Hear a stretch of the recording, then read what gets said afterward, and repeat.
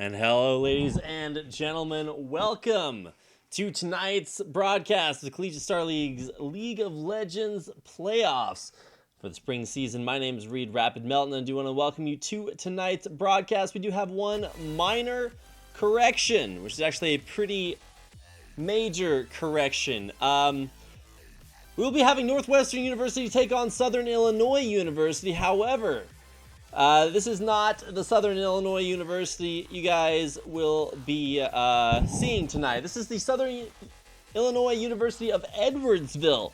So that means that instead of being Salukis, which are dogs raised in the Fertile Crescent, they are actually Cougars, who are in fact not dogs at all. And cats probably don't really like dogs that much anyway. So it's going to be the Cougars versus, well, almost other Cougars. It's going to be a cat fight tonight. They take on Northwestern University, and we'll see if we can get that taken care of.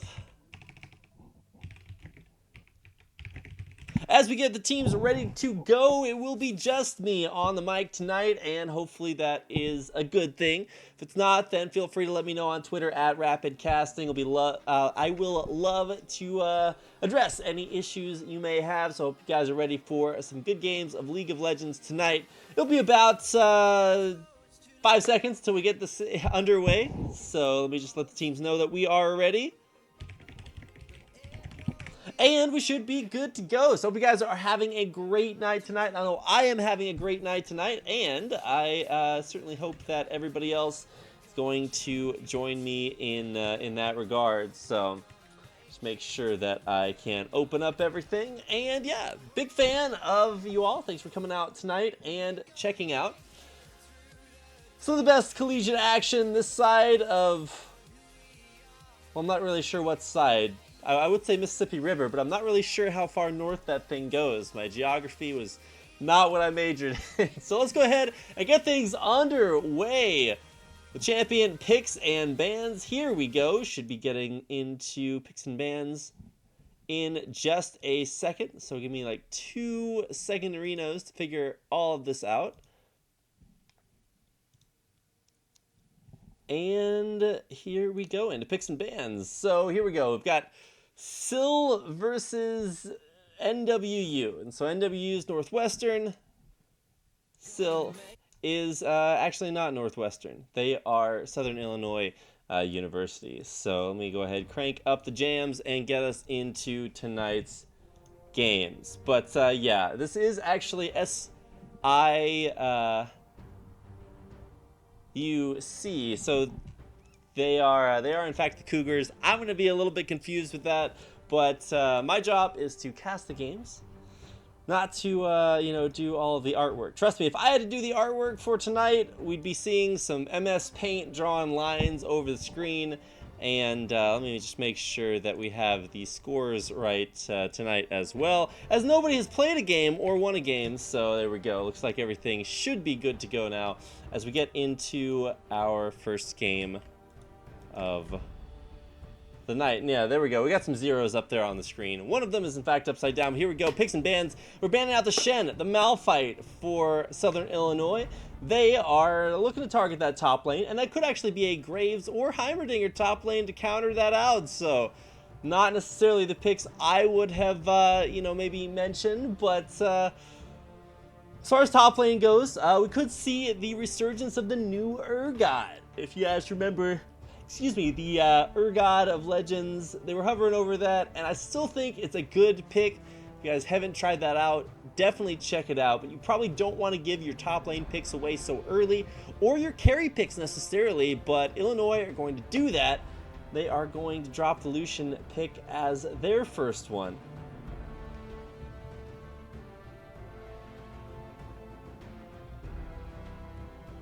And now it's over to Northwestern University. And when you see Northwestern University, you may be thinking to yourselves, well, where actually is Northwestern University?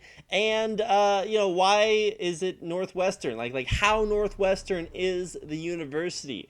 And so I was like, okay, where are they? And I was like, well, they're actually in Evanston, Chicago, Evanston and Chicago. So if you guys are in that area, then go check that out. Did you know they are also so Northwestern that they are also in Doha, Qatar. So if you're over there, you can in fact get yourself some Northwestern University action. So definitely check that out if you're international or just Mr. Worldwide. Northwestern going to lock in their AD carry pick as Callista. And keep in mind, this is 6.6 Callista, not the Callista you have been seeing in every other game. 6.6 brought in some pretty big Callista nerfs. Her Oathsworn damage is now much less, and you definitely need to have her with you to get a bonus attack speed now, which is still valuable, but definitely not as strong as she used to be. So some question marks there. Both junglers now chosen for both teams as well, with Gragas and Elise.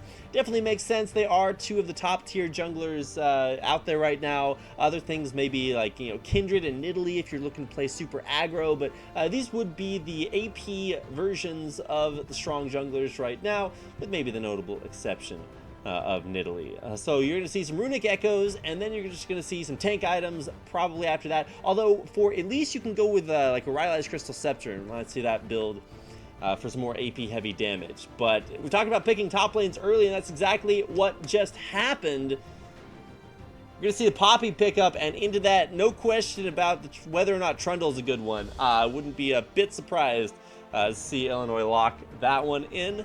It's just a great pick when you know that you're going to be fighting into another melee matchup, because that way, Trundle is just like an entire ball of not only his own steroids, but your own steroids too. He steals your attack damage, steals your defensive stats, and for Poppy, that actually works out really, doubly well, because when she's below 40% HP, she gets a ton more defensive stats. It doubles her passive bonus, and then you steal twice as many away. So instead of 20% being stolen, you're basically getting 40%. So big bonuses there for Trundle versus Poppy. That's why you see that counter pick there for Illinois. So definitely a big fan of that one for Northwestern. They are actually going to be running the Cassidon this time around. Now, it's going to be Cassidon into Orianna. Orianna did just get some buffs, so definitely looking for a stronger Orianna performance than in previous patches. However, the Orianna that we're going to see tonight is still an Orianna, and that means we're going to see a lot of farm, a lot of area effect, just like control mage play there, whereas for the Cassidon that Northwestern has chosen, that's where things get a little bit spicy, because we have not seen a Cassidon in a quite a long time. Cassidon in general kind of gets a little bit outscaled. You probably want to go for things like Zed now, just because he fits so well with some of the new itemization. But if you're looking for AP mid lane assassins who are good versus AP matchups, Cassidon has always kind of had that as his niche. A lot of mobility, a lot of roam, and so that's going to be the game that Northwestern most likely looking to play. Roams really well with Elise too, because you got the hard CC there, and you've got super hard crowd control in both lanes, whether it's Poppy's knock up or just pounding somebody into a wall, or Alistar and all of his CC. So get some good lanes to get some side lane roam on for Northwestern. So definitely gonna have to keep an eye out on that as we get ourselves into our first game of the night. And that game, of course, will be Northwestern versus Southern Illinois. Now, once again, do want to let everybody know this is Southern Illinois University of Edwardsville, so there's definitely supposed to be a couple more sticks on that L to make it an E. So this is Southern Illinois University of Edwardsville taking on Northwestern University. That means that we are going to get into our first game here after a short commercial break. Before we get into our commercial break, do want to give a quick shout out to our sponsors. You can see them right up there on your screen. Well, I guess you can see them on my screen too, but hopefully that's not something you can see. Well, I guess you can see it on the stream. But thanks for watching, everyone, and a big thanks to Twitch, Brain Gear, and Asus, Republic of Gamers. If you've never heard of Twitch, well, you're watching it, so you're about to hear a little bit more. They are the largest gaming stream provider in the world, and when it comes to great providers of stuff, Asus, Republic of Gamers are a pretty big provider of awesome stuff when it comes to PCs, laptops, monitors. Asus does it all, and they're the reason that we can have the grand finals for CSL this season at DreamHack in Austin, Texas. So if you guys are going to be there, make sure to come out, say hi, and thank Asus_ROG on Twitter for making that possible. And of course, last but not least, it's Brain Gear. If you guys want to keep your brain in gear when you're playing games or competing professionally. Check out Brain Gear. It's got vitamin B12, B6, green tea, ED, and just about every other vitamin you can want in there. So pump up your brain with Brain Gear and thank them for supporting us tonight. Stick around. We'll be right back after a short commercial break with Southern Illinois University of Edwardsville taking on Northwestern University. Stick around. Thanks for watching. We'll be right back.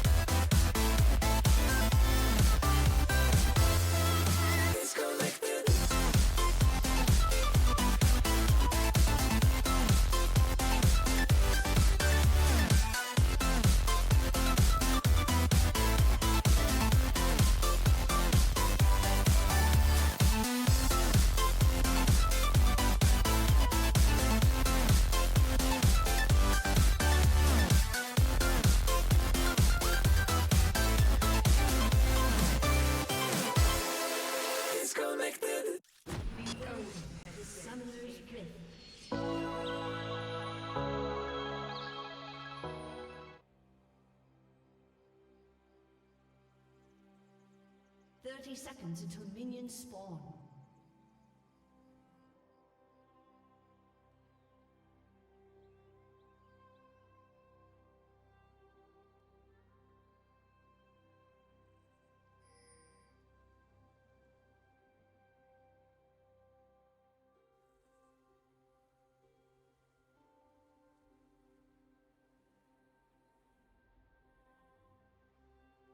Minions have spawned.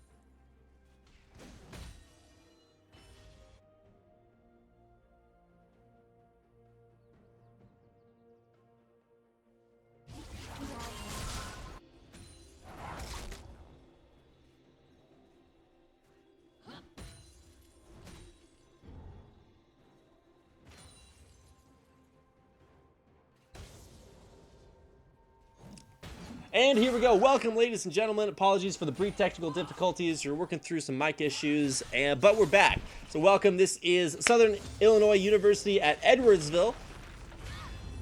Coming in top lane for a gank onto Grand Derp, who is, of course, the top laner for Northwestern University.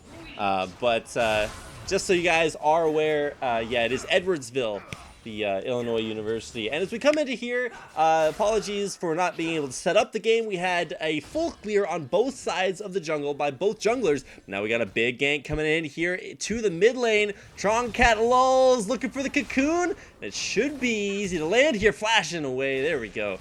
Would have been easy if it hadn't been for you pesky kids and your meddling flash spells. Into the mid lane, and yeah, that's an interesting matchup that we, would have talked about earlier on had we been able to. But yeah, trying to go in for some counter jungling. Trongcat lulls. That's going to be an interesting one to say all game. Is persistent. Let's put it that way. Going back into the mid lane for another gank. No wards mean no problem. Here we go again. This is not going to be good. Oh, a miss on the cocoon, though. That's about as good as you could hope for. Ignite's done, though, and this is not looking good for our friendly Oriannas. First blood going down to Uncle Sam. Another victory for freedom. The American way. Ironically using the OCE Kassadin skin. So I'm not sure exactly what flag he's fighting for, but Uncle Sam in the mid lane picking up first blood. And then like clockwork running up towards the top lane.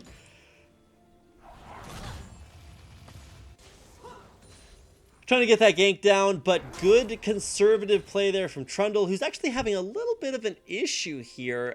Trundle traditionally wins very hard off the level 1, but then as Poppy gets all of her spells together and starts being able to play a little bit more aggressively, it becomes more and more difficult for Trundle until level 6 hits, and then Trundle just pretty much smashes it all the way down. Of course, depending on how ganks work, and CSing, and cannon minions, there's a bunch of little things. But either way, we're actually going to have Trundle teleport back into lane with a first item Sheen.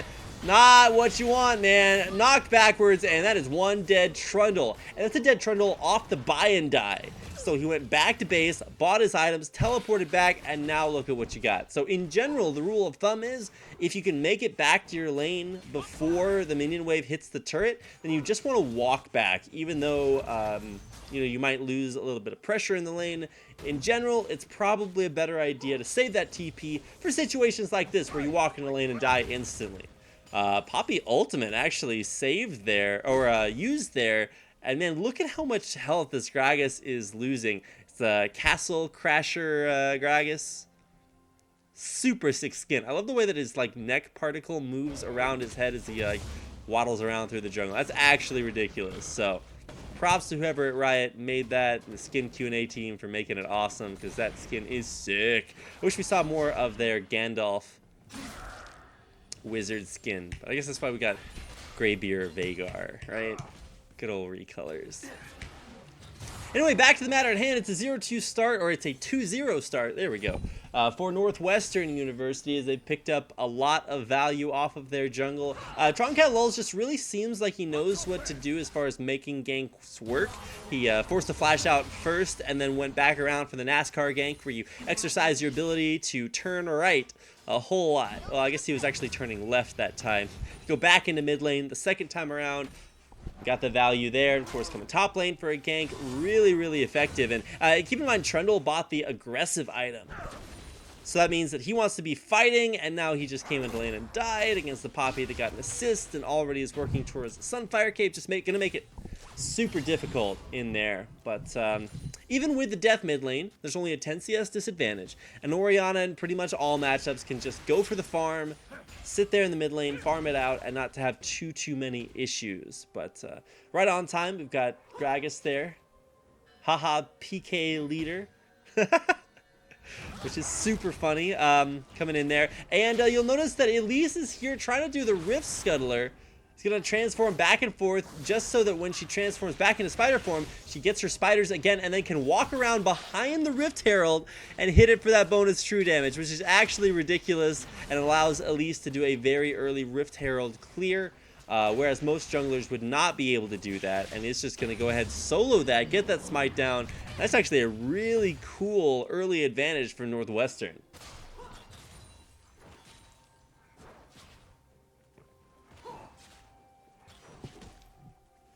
and solo casting tonight, so if you guys are down to listen to my dulcet tones, I am certainly down to take you through these games. And honestly, the playoffs for CSL have been super sick. We had a couple of matches during the regular season, and they were like, all right, this team's lost all their games, this team's won all their games, and then you kind of get to watch some very dominant CSL play. But oh man, here we go, PK leader going for the dash and flash, trying to get out of there. There's the repel. Strongcat LoL's coming in, needs one more auto attack. The red buff's burning down. Command protect is not going to be enough, and the rotation down from the bottom, or up from the bottom lane, it's going to mean that Northwestern not only gets one, but they get two, and they put him on their mid laner, Uncle Sam.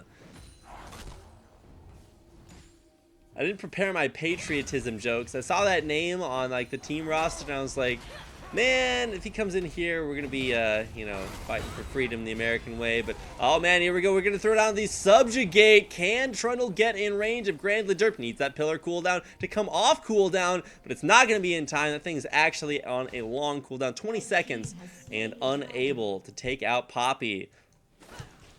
So Grand Derp, or Grande Derp. It's like an extra supersized derp.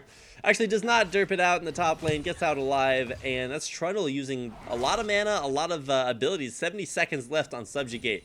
Then again, it's even longer cooldown on Keeper's Verdict. I didn't realize you got a 15% slow. I definitely thought it was higher on Keeper's Verdict. So the more you know.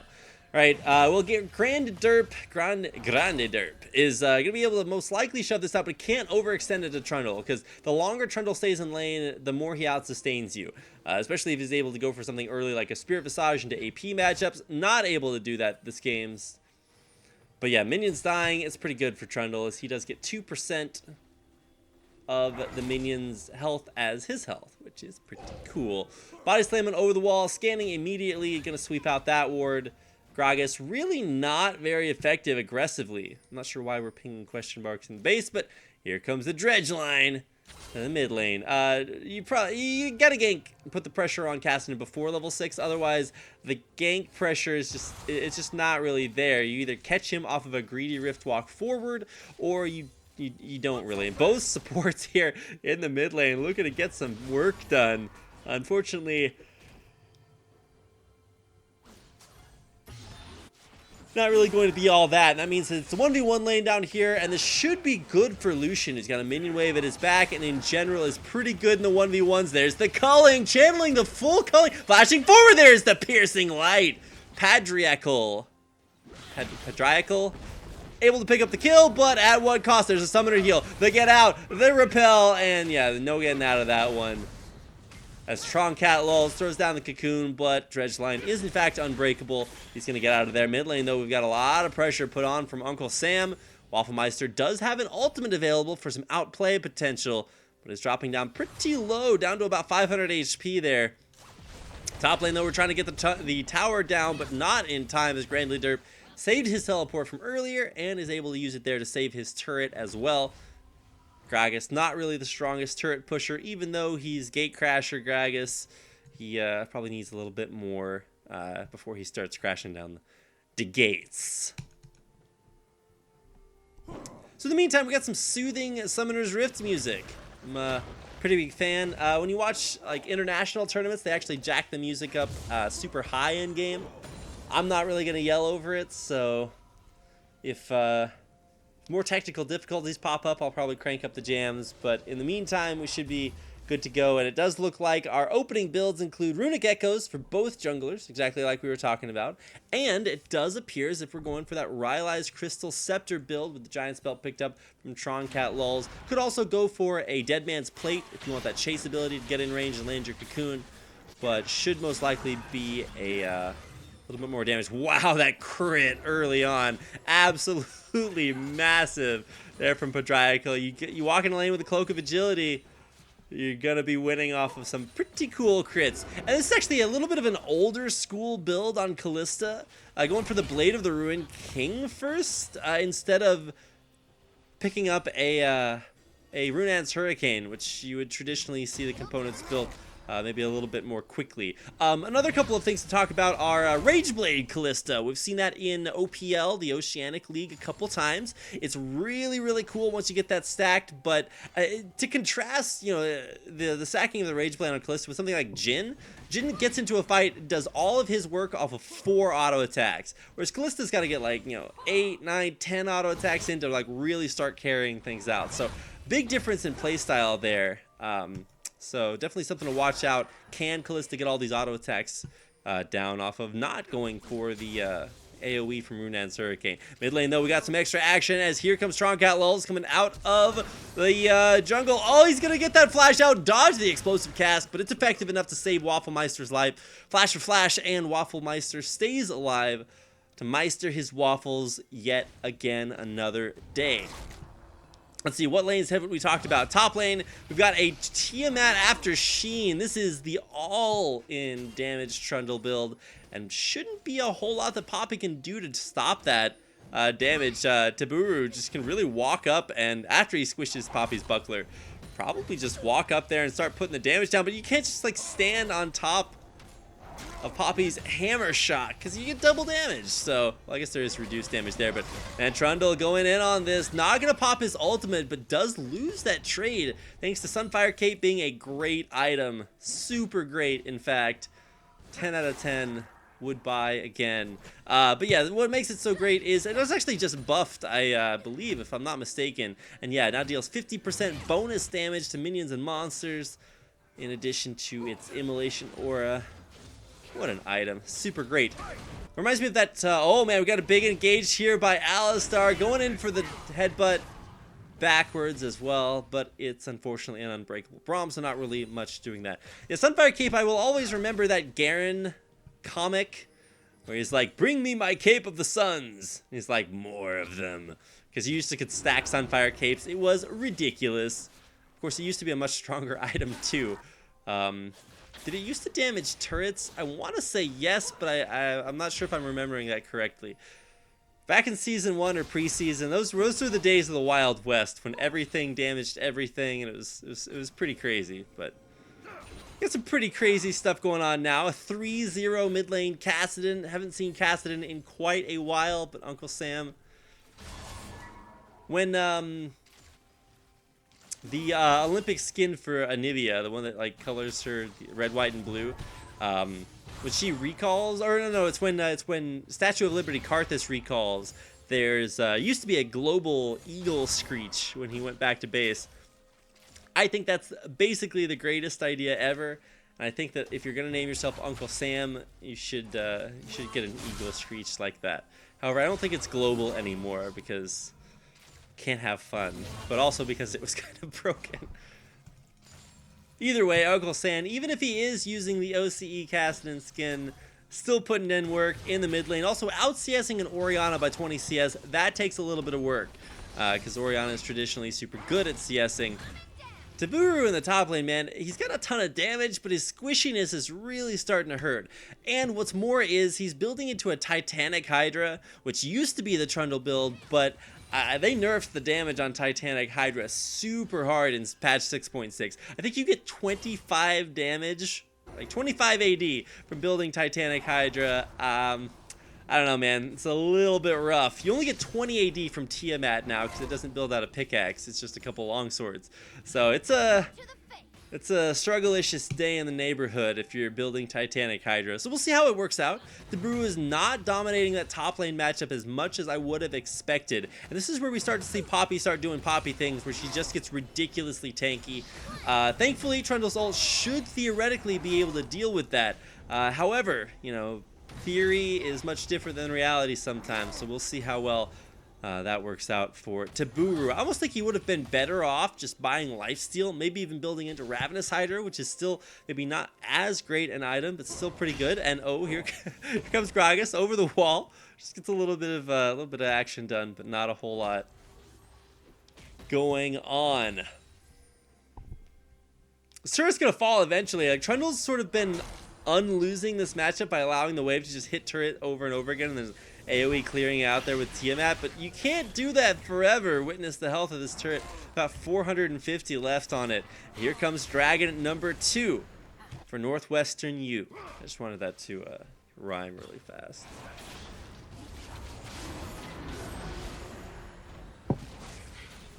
Started up, pulling it over the wall, and man, Jaka PK leader, he is not on this dragon at all. Dredgeline's gonna try to steal it with a Braum Q, but unfortunately, Smite is a pretty good summoner spell to have. Talking about turrets going down up top lane, Taburu is actually the first one to take that one down. That's off of a little bit of slowness from Grand Derp to get back up there. Has completed his Iceborne Gauntlet though. And the real cool thing about Iceborne Gauntlet is besides it just being the best top lane item ever, you see like so many top laners build it. I'm being a little bit facetious there, but you get the idea. The great thing about it for Poppy is that when she has the cooldown down on Iron Ambassador, she's able to throw that shield, that buckler at range and get the slow off there. That being said, Iceborne Gauntlet is now much weaker for ranged auto attacks because it requires you to, it dissipates if you're not in the radius of the Iceborne Gauntlet. So you definitely need to get up close and personal to really make that Iceborne Gauntlet work. Still, a slow is a slow. And it's a great way of chasing people down and still getting the bonus damage from the Sheen. Best of both worlds. We do have Titanic Hydra completed. It's 35 AD. Still not that much. But here we go. We got a 2v1, and we're going to need to see that Subject Gate come down. It does steal all those defensive stats. We got the double knock up into a double knock back. That's one way to piece the scene. It's Grand Derp. He's like, get out of here. Not interested in getting ganked today. It's like, I did not order that. It's not on my menu. And he's heading back to base, though. It's the pretty easy way. And plus, he's got a pretty low cooldown on that because another great thing about Iceborne Gauntlet, 20% cooldown reduction with the change to Sheen this season. So you just basically have all your skills up all the time. It's super, super cool. And yeah, let me actually check and see how much CDR is running with you. 30%. So I'm guessing that's scaling CDR blues into the matchup because he knew he wouldn't need too much magic resistance versus Trundle. You do take a lot of magic resistance from Subjugate, but that's not really what you're worried about in fighting with Trundle, is his magic damage. Gone are the days of AP Trundle. I actually remember it used to be that you would build Gunblade on Trundle, because then when you ulted someone, you actually just healed to full. You got 1,000,000 health back because you'd build Spirit Visage, Gunblade, and you just never die. It's pretty cool, but probably not the optimal way for competitive play.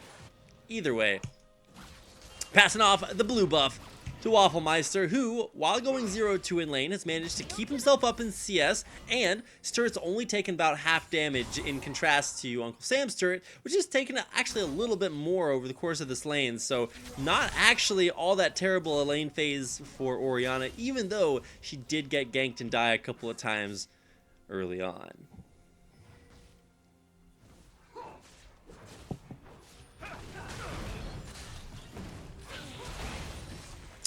Teleport forced out in the bottom lane after an attempted dive in there. Here comes the culling. Strongcat Lulz putting down, or taking a little bit of damage there as Patriacal puts it down. We got the pillar here, which should make this fight continue for a little bit longer, but yeah, at this point, Poppy is just a little bit too tanky to deal with. Titanic Hydra is pretty good at making that trade pretty decent, but you're gonna need, I want to say this is a good, see, here's what my thought is, like, you want Black Cleaver to get through a lot of Poppy's armor. It's a good item to buy against her on a lot of champions, maybe not Trundle, but if you buy that item, then it shreds through her armor. Her armor is less, and when you steal it with your ultimate, you don't get as much armor back from it. But now we get to see Grand Derp, and we are going to need to see that Subject Gate come out in a big way, and there it is, just trying to run away, but Grand Derp's got some other ideas, trying to steal some health away, but look at how much slows. That's what you call stick-to-itivity. Taburu is trying, but I don't know, man. Grand Derp, is he actually going to let him get away? He does get minion blocked a little bit. That's going to mean Grand Derp won't be able to secure the kill, but I think we all know who's winning that top lane. Yeah, it's Poppy. Taburu going for an aggressive item build, but it's not really paying off, and that may be thanks in part to our friends at Titanic Hydra getting nerfed super hard. And when you look at this itemization, like, you build Titanic Hydra because it scales with stacking health, but you get no health from your Iceborne Gauntlet, so you're not really helping yourself out all that much. Here we go. Troncat LoL's coming in, but a surprise Gragas down here. Troncat LoL's actually might die. There's your repel. It's going to come down right in the same place here.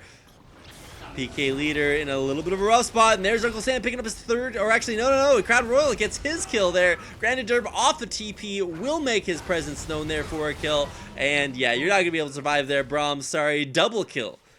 Given over to KC Royal. World Series champs. Are they the World Series champs? Who knows? Because the Royals' career is not one that I have necessarily been following. Collegiate esports is definitely ahead of collegiate sports, so, or at least for me. So, apologies for my my ignorance there. But if you guys are a fan of the Royals, then you're probably pretty happy that Kalista just got a double kill there.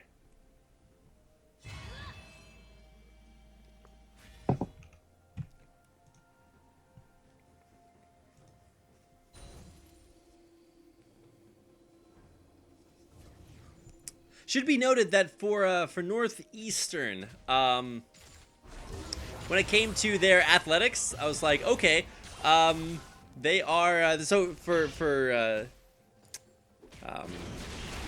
reference, so Northwestern's mascot is the Wildcats, if I'm not mistaken there, and they're going up against Southern Illinois University, but it's Edwardsville, so they have Cougars, so it's like Wildcats versus Cougars. Like I said, I said it was going to be a cat fight. It's actually been a little bit one-sided. It's just like when you have like a mountain lion versus like, you know, a really fuzzy like household kitty cat. It doesn't really go too well for Mr. Kitty Cat. It's definitely looking like the Wildcats running wild over the Cougars, and for Northwestern University, it's, you know, you can see the big 303 in the mid lane, and maybe that's your zip code, maybe that's cool, but it's really been off the back of Troncat lulls in the jungle. Incredibly effective early ganks, and he did go for that more aggressive Rylai's Crystal Scepter build. Super popular just because it gives you a ton of damage, you get tankiness too, and the slow off, you just Q someone, and that really sets it up for an easy cocoon afterwards. So pretty cool to see, you know, sort of the evolution of builds. Used to be that you got Cinderhulk on at least and you just went straight tankiness, but no longer do AP junglers do that. Cinderhulk kind of the way of the past, as it's not really on par with what it used to be. So let's talk about the way that this game is shaping up. Anytime you see a 1-8 score, I should have caught this when it was 1-7. I would have been able to make some soccer jokes, or football if you're international. But it's 1-8 right now, and still pretty dire situation. A couple of things that are going to make it pretty rough for Southern Illinois. Edwardsville is the lack of a Void Staff on their Orianna. Traditionally, you want to go for CDR and then Void Staff and then Death Cap, because by the time you hit both your CDR item and your you know, AP after that, your opponents are going to have a ton of magic resistance, especially if you're behind like Orianna is. And so you see that, just magic resistance all across the board. Every single member of Northwestern has magic resistance, and that's not just on Orianna for not buying a Void Staff. It's because it's a primarily AP team, and look at that damage on PK Leader, destroyed. And of course, we're gonna see flashes out there by Prodriacal, still probably not out of the woods just yet, with Uncle Sam clocking in for his 4th kill of the game, and he's gonna get in there for that one. Bottom lane, there's still more action going down there as Prodriacal goes down as well. Or as PK Leader went down, then Prodriacal. We've got action absolutely everywhere, and ping's now on to Baron Nashor. 27 minutes in, we've seen, I think, 3 Rift Heralds taken, because Troncat lulls just farmed that thing on cooldown. Super aggressive jungling out of that. Took it early, took it late, and now it's time for Baron. 28 minutes into the game. Does not look like there's really going to be much to say about this one. Gragas is not there to contest. There's not even a smite that takes it. It's Kalista. And now, oh, Taburu. He is out of there. Thankfully, Wafflemeister and the Dredge line were able to escape with their lives. But, yeah, PK Leader, man, that guy's got to settle for the jungle camps without taking Baron Nashor. So that's going to be 5 alive and looking to dive. With the Baron. Ugh, that was terrible. With the Baron Nashor buff there, Uncle Sam kind of leading the way with his 405 score. which is only slightly behind the actual leader, and that is Strongcat Lulz, who is just so sick. This game has been absolutely ridiculous for him. Cocoon to land there onto the dredge line. Even if he's unbreakable, he's got to get the spell up. He does, but he's crowd controlled the entire way. And spoiler alert, carries do not work super well against assassins. There's Uncle Sam. Whoa, look at it go back in. I don't know about that one. That's a little bit aggressive, but turns out if you got enough CDR, you can actually just go in and out whenever you want to. And Uncle Sam, of course, does have quite a bit himself. We check that out. He's actually sitting on 25% with those Ionian boosts of lucidity. And of course, he gets CDR from Lichbane now, which he has also completed. So that's where he's getting the rest of that. So you get 5% from runes, and then that's where you're getting the rest of the 20% from.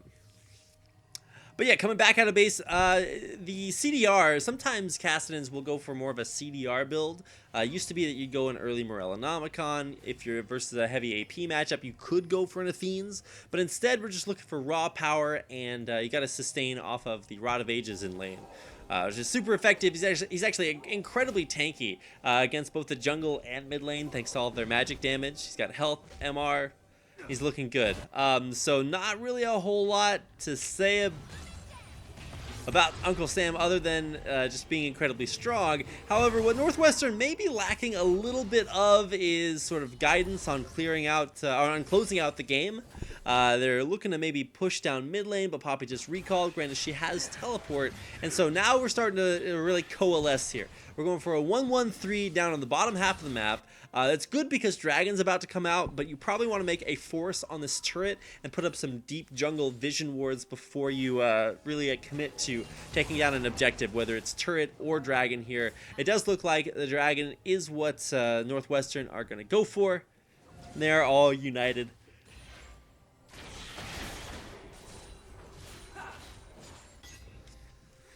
Excuse me, United down here looking to make this one happen. A little bit of a slow. Shockwave does hit onto 3 members. There's a big wombo combo, and this might just be what Southern Illinois need to turn this one around. Saburu there in the backline, man. You're going to need some help, Reno, there from the rest of your team. It does get a nice shield there, but where is this Keeper's Verdict going to come down? It does knock Trundle completely out of the fight. Grog gets forced to flash away there as he gets dropped super low, and even after an incredible Shockwave into the wombo combo, that's pretty much the best case scenario for Southern Illinois, University Edwardsville, but not able to take down a single member of Northwestern. A little bit rough there. As Uncle Sam did get dropped low, which is pretty impressive off of his aggressive Rift Walk in, but he is not going to go down. Gets himself safely back to base, and this should be a successful dragon for Northwestern. We're going to see the snipe over the wall. Nope. Not going to have it. And that is now 1-14. Things going from bad to worse here for Southern Illinois. Edwardsville, they are starting to feel the pressure. And granted, they do have a kill on their AD carry. Cool, great, pat on the back. You're going to need some more work to get put in from the rest of the team. To be fair, the way that this lineup is supposed to work for SIUE, the idea is that they have a huge tank line and primary damage dealers. So that would be the Lucian. So he's supposed to sit in the back and be able to just like go off, have these long extended fights. But against Northwestern, Callista loves long extended fights. She's great at killing tank lines and kiting away, and maybe not quite the way that they had planned it, but Uncle Sam is so big that you can't really just run a single threat against the Kassadin, because he's just going to be so good at rift walking in, assassinating your carry, hitting the Zonya's Hourglass, which traditionally, by the way, is what Kassadins go for instead of the aggressive Lichbane, but he decided to go for a little bit more of a carry-oriented build, and built up that damage instead of going for the armor. Magic resistance worked out just well enough to keep him alive, so he's feeling pretty good right now. He's got 277 CS, which is actually kind of remarkable to remarkably unimpressive, thanks to being I think he was 20 CS ahead of Oriana for most of the game, but now he's actually at like 30 CS behind, which is one of life's little mysteries how Orianna just like farmed her way back into this. But thanks to all that extra CS, I believe that's the highest CS in the game right now on Orianna. Yeah, 308. Pretty ridiculous. That's a great job coming back and after going 0-2 in lane.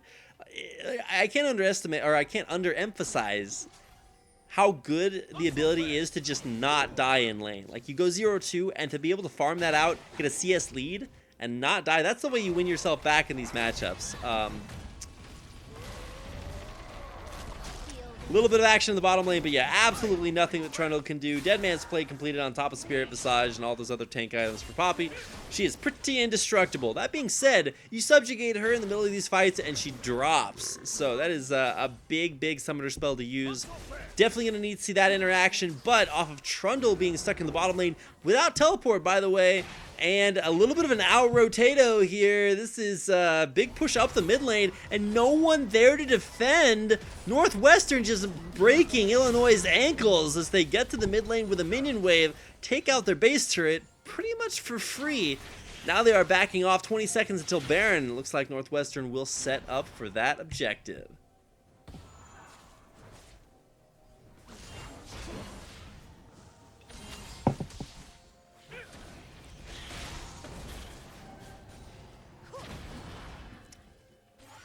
Northwestern doing a great job setting up ward control before they go for objectives. Coon does land there onto the dredge line. Unbreakable should be good enough. I'm not sure you definitely necessarily needed that ult, but a nice Orianna shockwave does do a lot of damage. Prodriacal needs to be careful. He's about to get assassinated. Looking for the Rift Walk back over the wall there, but an exhaust immediately onto Uncle Sam. He does get concussive blown over the wall. It's very low there, and a lot of low health bars. It's actually just a 1 for 0 as Taburu did die in that engage. But this is not going to be a Baron buff, so it's to some extent it's worth it for Illinois as they do prevent the Baron from being taken. Unfortunately, Taburu kind of had to take one for the team, which I suppose is a worthy sacrifice, a noble cause, keeping your opponents from taking Baron. A pretty good engage, and thanks to the low cooldowns on Orianna, she will have Shockwave up in just a few seconds. 9 to be in fact, and with a level 3 Shockwave, thanks to hitting level 16, this is actually going to be pretty ridiculous. So you've got, huge damage on the Shockwave, thanks to the Void Staff as well. The Bruise got a ton of shred on his ultimate, but one thing that SIUE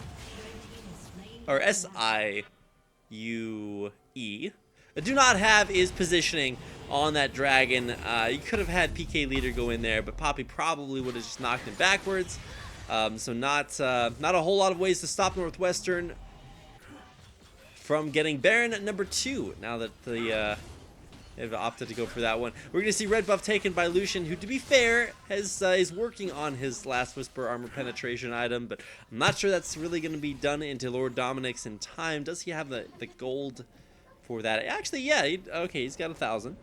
So that should actually be pretty good. Will he actually be able to complete it? No, he's actually going to have to sell it for the Giant Slayer.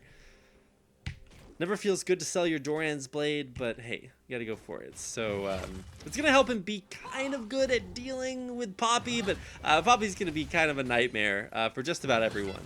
And at this point in the game, Grandla Derp, if he doesn't get subjugated, is, for all intents and purposes, pretty invincible at this point.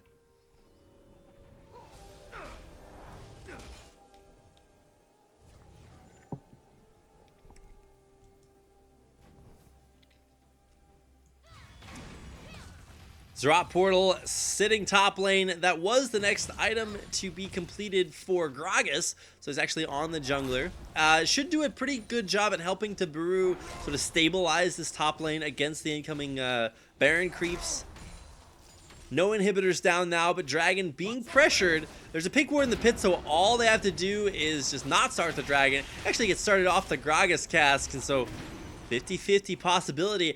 I think what you do is maybe even let this dragon get stolen, just kill Gragas, and then win the game off of a 4v5. There's a shockwave. It's smote away by Troncat Lulz, but here comes in Grandla Derp, gets knocked immediately right back out. There's lots of peel for Prodriacal, but off the side, man. PK Leader's pretty low. Prodriacal, yeah, that casting damage is off the Chizane, so you definitely got to watch out for that.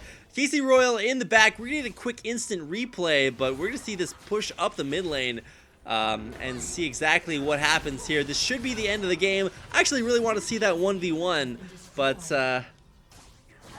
man, the Casey Royals picking up a big win here tonight. And of course, Northwestern along with them. Unstoppable Tronk Outlaws just putting up big numbers on the scoreboards. Both of these turrets going down. That is not one, not two, but 5 dragons helping collect the dragons, grant the wishes there of Northwestern as they take out Southern Illinois University Edwardsville 18-1 in the final score there for that game. So pretty darn impressive if you ask me. If you don't ask me, then just keep watching. We will be back after a short commercial break. Once again, a big thanks to our sponsors. You can see them up there on the screen, or at least you will be able to here shortly, as they are instrumental in keeping CSL going. Brain Gear, Asus, ROG, and Twitch. So big thanks to them. And of course, a big thanks to all of you guys for coming out tonight and checking out the show. Stick around and we'll be right back with more CSL action in just a second.